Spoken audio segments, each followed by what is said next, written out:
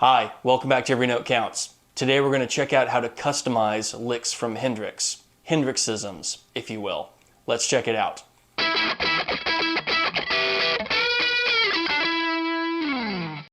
The great painters of old would train under a master, figure out how they were painting, replicate it, and then go on to grow in their own creative ways. That's not unlike us learning our favorite licks from guitar players and then trying to emulate that to discover our own sound and how we want to phrase things and the tone that we want. Today we're going to take a lick from Hendrix and figure out how to adjust it. To get a little bit of amp breakup, I'm running the blues driver. And I love the blues driver because, one, it's inexpensive, but two, it's very touch sensitive. So if you want a cleaner sound, you pick light, and if you want something more overdriven, which allows you to go from something like to.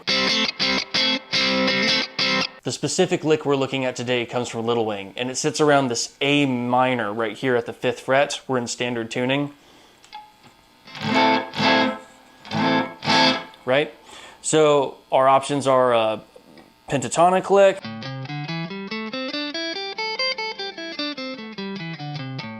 we could use that to stray away from the basic lick we're customizing.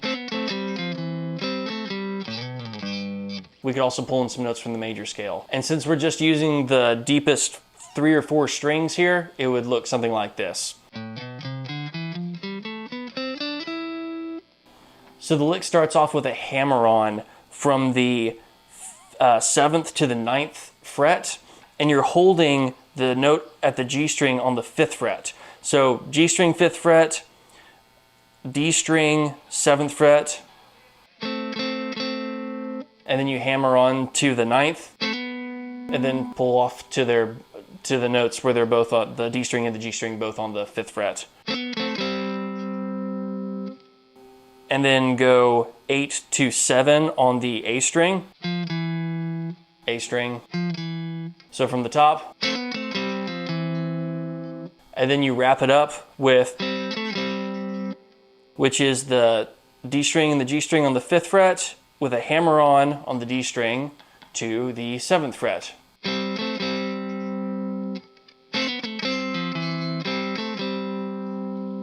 And then Jimi uses a 5 to a 7 slide on the deep E, probably with his thumb. I use my middle finger, which sets me up for resolving that G.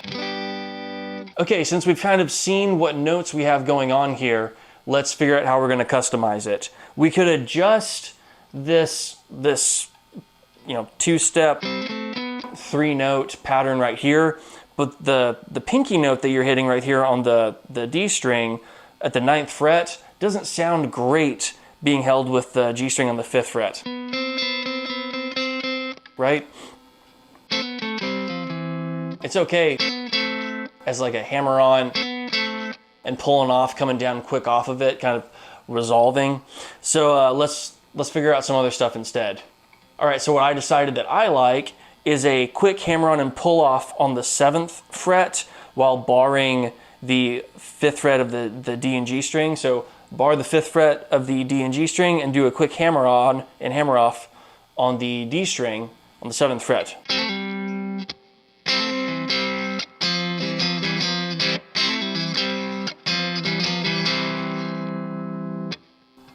So that's, and then pinky picks up the 8th fret of the A string, back to the 5th fret of the D string,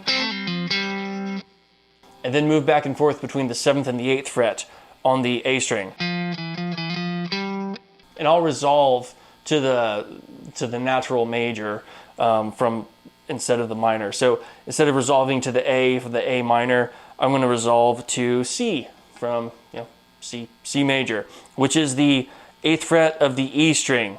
So that ending lick is with the pinky 7/8 hammer on and pull off on the A string and just get to that C on the 8th fret of the E string.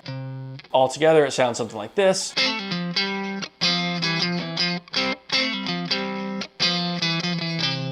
Here's another idea we can do. Let's kind of slowly build in a dyad here, like that, which would be on the D string, the 7th fret, on the G string, the 5th fret. And then we'll go to the A string, 7th and 8th fret.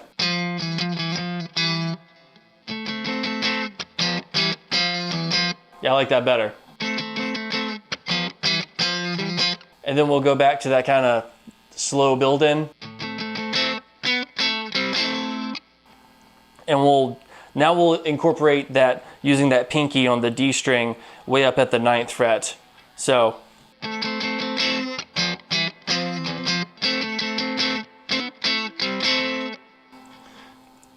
it's going to be a quick hammer on, barring again the 5th fret D and G string.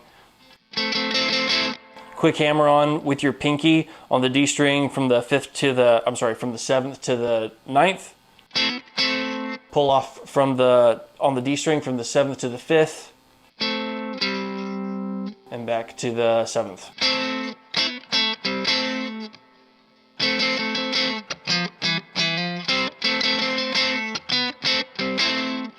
Lastly, we could just kind of groove here around this A minor and percussively make sure that we're getting that A right there on the D string. The D string at the 7th fret, and basically just muting everything else.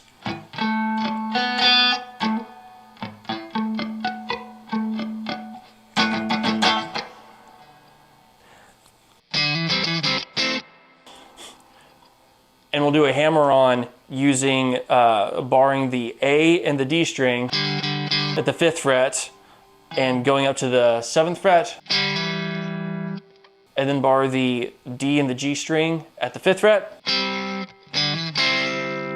back to the 7th fret of the A string,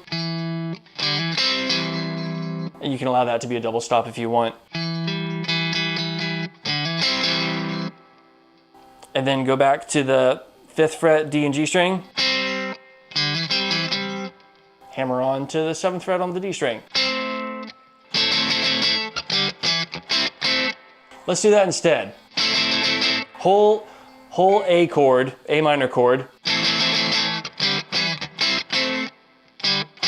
So we did that hammer on from with the 5th fret, A and D string.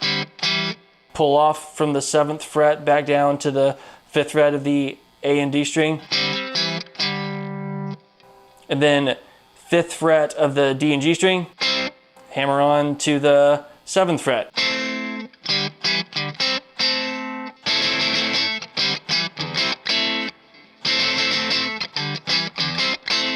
You can pick it, or you can do hammer-ons. All right, thanks for watching, and until next time, make every note count.